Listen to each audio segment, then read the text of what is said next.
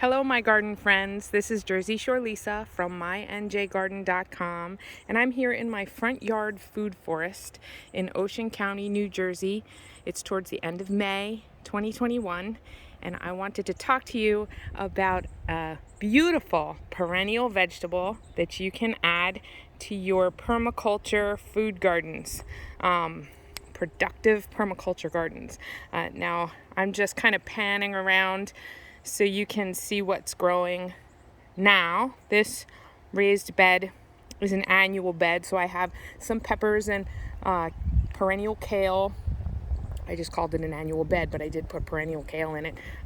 There's a lettuce and parsley. There's a few tomatoes tucked in, and you can also see some French sorrel that's bolting and going to seed. But what I wanted to do this video about is this beautiful flower. Some people think of it as a weed because it does come up fairly aggressively, but it is native to the United States, and it's called Tradescantia or spiderwort. And spiderwort has these beautiful purple blue blooms. They say that if it's actually growing in a more toxic environment, one near that has a lot of radiation, or near power plants, the blooms can actually turn pink, and then you kind of know you're in trouble. It's kind of the canary in the coal mine. But Tradescantia spiderwort is actually entirely edible. It's one of the first things to come up in early spring. The leaves will come up out of the ground, and you can eat them then, and that's probably when it's most tender and easy to cook. But you can also eat it now. I would chop it up very small. You can also eat those flowers and the flower buds, and you can saute them and put them in omelets and things. There's a YouTube video that I'll link to in the description, done by someone else who shows you how he cooks them. And I have not eaten them myself because I just simply love the flowers, and I love that the pollinators like it, and it's really an ornamental, decorative kind of a thing. You can see down at the end of the property near the road, I have a batch of them there.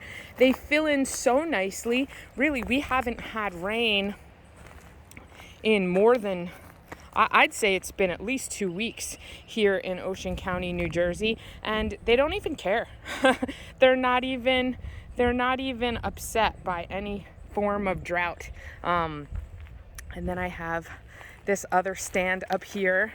So it does spread around, but because it's edible and it's perennial and it does come back every year, just yank up what you don't want and eat it, or share it with your friends. You can see what's planted around it. Here is a goji berry, and I have a grape that's going to travel up this trellis. Underneath that grape, I planted a couple of long purple pole beans.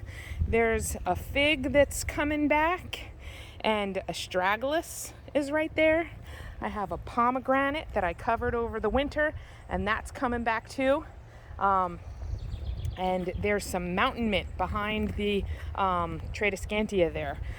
And that hasn't bloomed yet, but I just, like 3 days ago, I came out here and I gave this a haircut, and I gave that a haircut. That's aromatic aster, and there's some Jerusalem artichokes growing around it, as well as some fennel there, and that's perennial, comes back every year. So the sunchokes are going to outrun this stuff fairly quickly. It's all just about at the same height now, and they're just gonna shoot right up there and be about probably about 8 feet tall. So that's the perennial vegetable. A little unique. A lot of people don't realize that it's edible, but it is easy to grow, and totally edible, and perennial, comes back every year, and beautiful.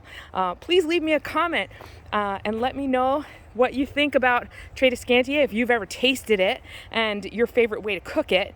And like the video, and please subscribe to the channel. I'd love it if you did.